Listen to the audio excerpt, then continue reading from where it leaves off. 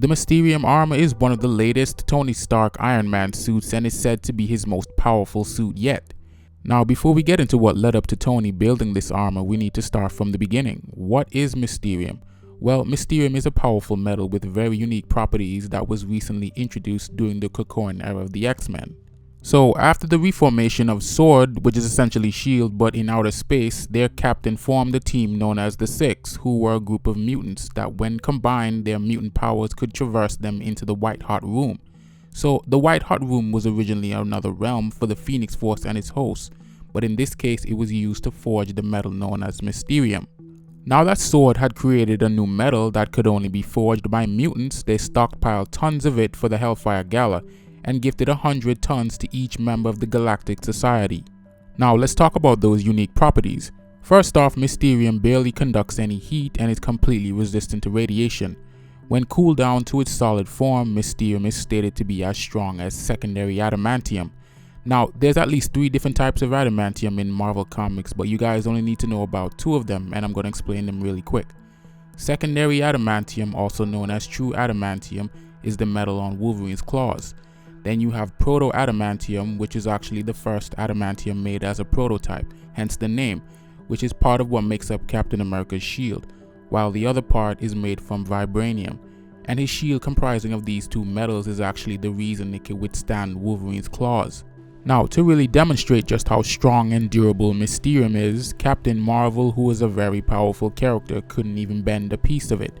Mysterium has also been shown to have properties that could even resist magic. Doctor Strange attempted to cast a spell on a piece of the metal which had no effect. The icing on the cake is that Mysterium can even resist Spider-Man's spider sense. So to really explain how this works, Peter's spider sense warns him of any incoming danger.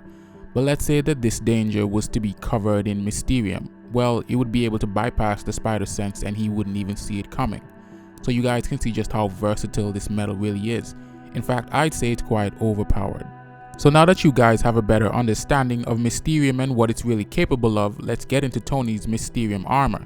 Now, during the krakoan era of the X-Men, an anti-mutant organization known as Orchis was formed with the sole purpose of preventing a mutant uprising. So a man by the name of Phelong with similar beliefs as Orchis ended up aligning himself with the organization.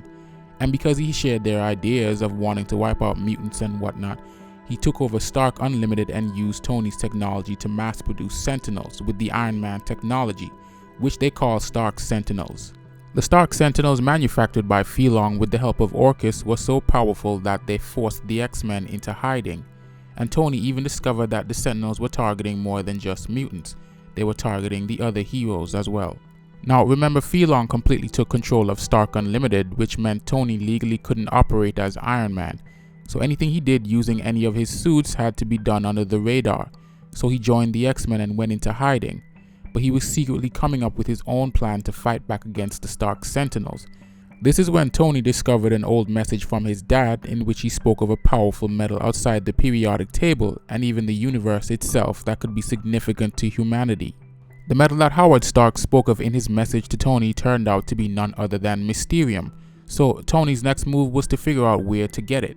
But like I said, only mutants can forge the metal. So naturally the X-Men had gotten tons of the Mysterium from S.W.O.R.D. and had it stashed away in a place called Game World. So with the help of Emma Frost, Tony went to Game World to retrieve the Mysterium and had loads of it sent to Nidavellir, where the dwarves used it to forge several ships, but that was only part of Tony's plan. Now Phelong and the rest of Orchis got word of Tony's plot, so they sent an assassin to take him out. But Tony had taken a bit of the Mysterium to build the Model 72, also known as the Mysterium armor, which he used to defend himself against Orchis' attempt on his life. Now, Model 72 was actually the final piece of Tony's plan because he needed it to pilot his ultimate countermeasure for the Stark Sentinels, the Sentinel Buster, a skyscraper-sized armor built completely using Mysterium and powerful enough to wipe out entire hordes of Sentinels. Now, despite the Sentinel Buster being so powerful, there is one caveat. It uses a lot of power, so Tony can only use it for a short period of time. But in the case of Mysterium, like I said, it's a pretty overpowered metal.